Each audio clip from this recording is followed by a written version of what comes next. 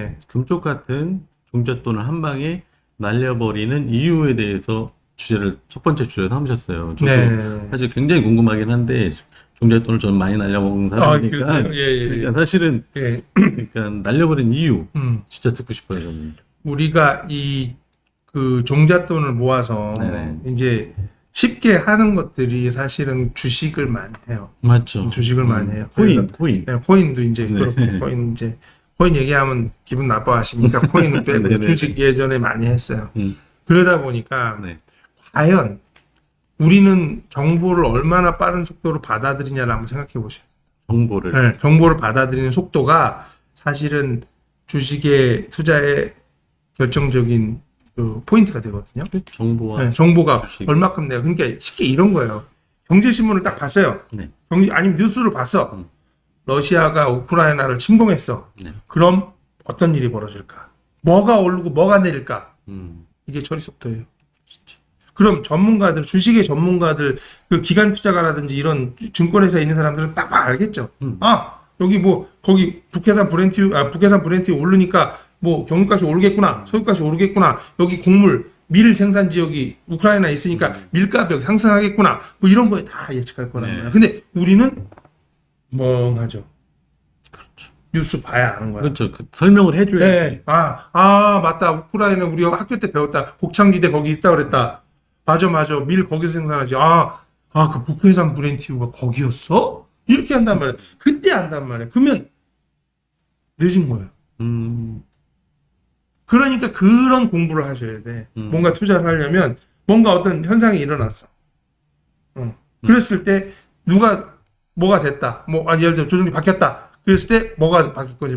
미리 예측해서 그럼 뭐가 비싸지겠구나. 뭐가 싸지겠구나. 뭐가 나빠지겠구나. 예측할 수 있어야 되고 돈을 푼다. 그러면 물가가 상승하겠구나도 예측할 수 있어야 되는 거고 어떤 그 사회적인 현상들이 일어났을 때 그래서 신문을 보라는 거예요. 신문을 보다 보면 어떤 이슈가 나오잖아. 그럼 이럴 때는 어떤 게 변화가 있을까? 뭐 이런 거죠. 그런 것들을 예측해야지. 그런 게 중요한 거예요. 중국에 예를 들어서 앞으로 중국이 그 부동산 기업이 파산을 한다는 등 막 이런 얘기가 좀 나오잖아요. 네. 저기 국영 건설 업체가 이제 뭐 곧 파산을 한다느니 만다느니 그게 되면은 중국도 위험한 상황에 좀 빠질 거다 이런 얘기를 많이 하는. 그러면 과연 우리나라는 어디가 망할 거냐는 거예요. 어디가 망할 건지 유출을 해야 그런 거를 생각해낼 수 있는 그게 처리 속도예요. 내가 얼마큼 빨리 그 정보를 갖고 내가 어디가 오를 거고 어디가 내릴 건지 그 안목을 알아야 투자할 수 있는 건데 우리는 그런 걸 잘 몰라요. 그리고 계속 공부하지 않으면 모르지 당연히. 어떻게 알겠어. 근데 그렇게 초보적인 사람들이 어떻게 주식을 투자해서 돈을 버냐는 거야.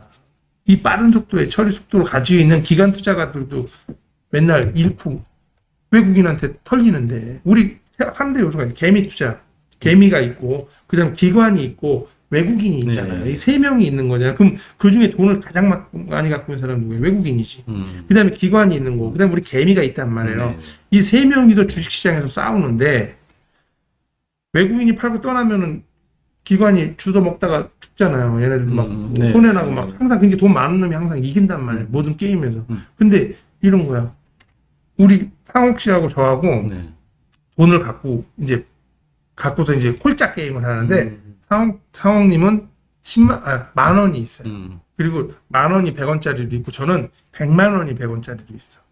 홀짝 게임을 하는 거예요. 근데 접으시는 거예요, 홀짝을. 네. 접으면 난 무조건 100만 원을 벌어요. 그럼 내가 졌어요. 그럼 100만 원 줬죠. 그럼 200만 원 생겼죠. 그렇죠. 또 접어. 200만 원 걸어.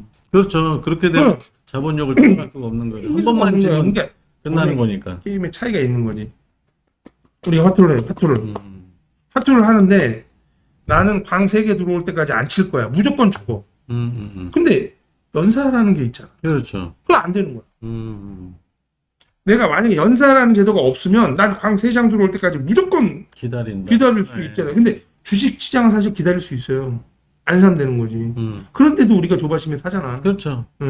그러니까 그렇게 하는데 제 책에서도 그런 내용을 썼는데 주식계 기관 투자가들, 증권회사에 있는 직원들, 투자하는 사람, 펀드 매니저 이런 사람들은 업무 시간에 휴대폰으로 딴짓을 하잖아요.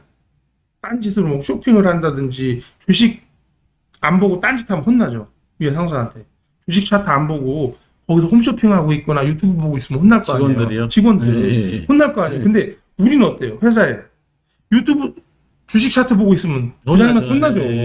반대로 우린 완전 올라가야 되는 반대네. 거고 얘는 맨날 기다보고 있는 놈이고. 정보가 차이가 있을 수밖에 없는 거예요. 돈의 차이도 있지만 정보의 차이도 있을 수밖에 없는 거거든요. 근데 그런 사람하고 어떻게 이겨? 공정하지 않은 게임을 한다는 거지. 그러니까 그런 부분에 대해서 이 내 돈을 날리기 쉬운 투자처가 주식시장이 아닌가. 그리고 우리는 본업이 있잖아.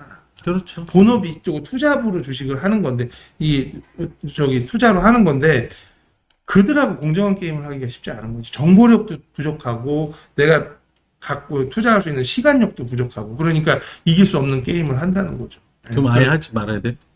그러니까 그런 걸로 이게 진짜 내가 잘하는 사람이라면 모를까 그런데 목숨 걸지 말라는 거지. 크게 얘기해서 그래서 불공정한 게임을 하는 거고 그리고 금쪽 같은 돈을 쉽게 날리는 이유 중에 네.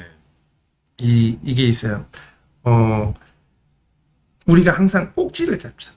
네, 그렇죠. 막차를 잡잖아요. 예, 예. 이게 막차를 예견할 수 있는 방법이 있어요. 아, 막차를 예견할 수 있는 방법. 네, 방법. 뭔가. 세 가지가 있는데 네. 세 가지가. 자, 막차를 예견할 수 있는 방법은 우리 일상에서 찾으면 됩니다. 네, 어떻게 일상에서 첫 번째 뭐냐면 우리 주변에 재테크에 관심 없던 사람이 네. 갑자기 집을 산다고 막 난리치고 돌아다니고 청약이 어떻게 넣는 거냐고 물어보고 막 돌아다니는 경우가 있어요.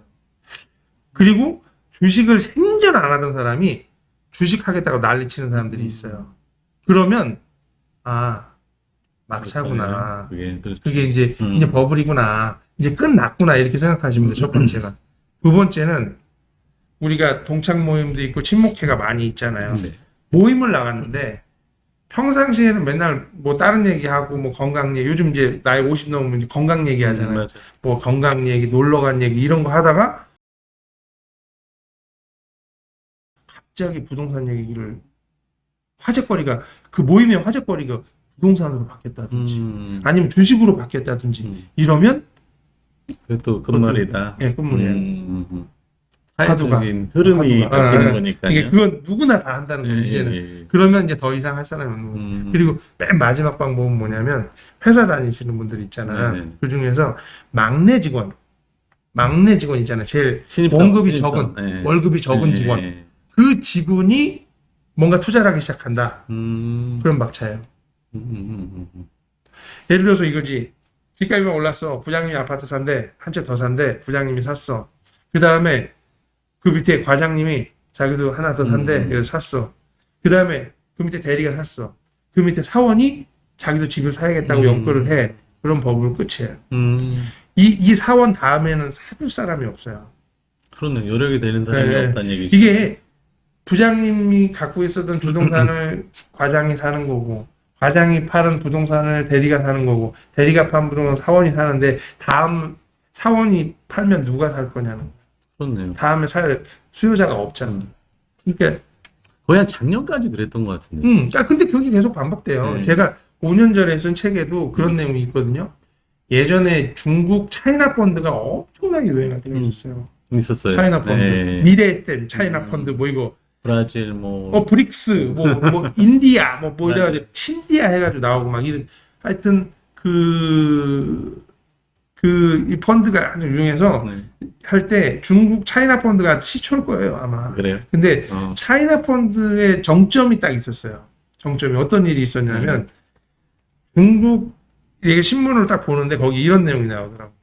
중국의 주식시장의 점심시간에 주식시장 앞에 줄을 쫙 서 있대요. 그리고 그 앞에 작업복 입은 사람들이 줄 서 있는 거야. 농공들이지, 농공들. 네네네.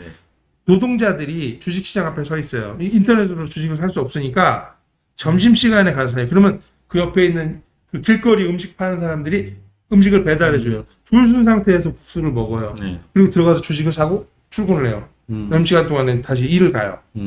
그런 게 이 해외 토픽에 나왔단 말이야. 그러면 그걸 다시 대사줄 사람이 없다라는 판정입니다.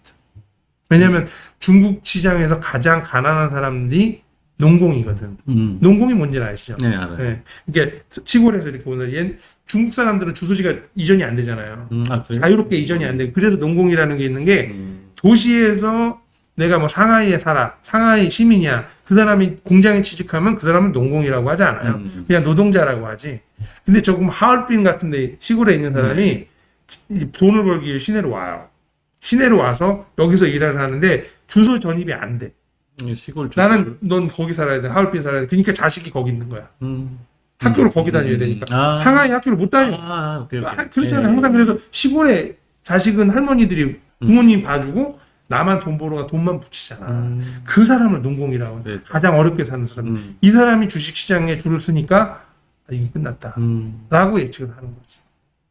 그러니까 그러네요. 그런 거예요. 그러니까 막차에 예견하는 시그널들이 나타난다는 거예요. 항상. 그걸 항상 주의하셔야 내가 종잣돈을 모았는데 조심스러우니까 아끼고 갖고 모이다 보면 옆에 머저리 같은 놈도 주식으로 돈을 벌고 앉아. 머저리 같은 저 바보 같은 친구도 아파트 갖고 수익을 내고 그래요. 앉았으니까 안 되겠다. 나도 안 하면 안 되겠다. 내가 사는 순간 막차가 되는 거죠. 그게 금쪽 같은 돈을 날리는 이유예요. 그러니까 아까 질문하고 똑같은 거예요. 내가 돈이 있다고 해서 투자를 공부하는 게 아니고 없으니까 준비해야 된다는 거지. 그런 막 오르면 조급함이 또 나를 또 엄습한다. 그렇죠. 조급함이. 그걸 주의하셔야 된다는 거예요. 예.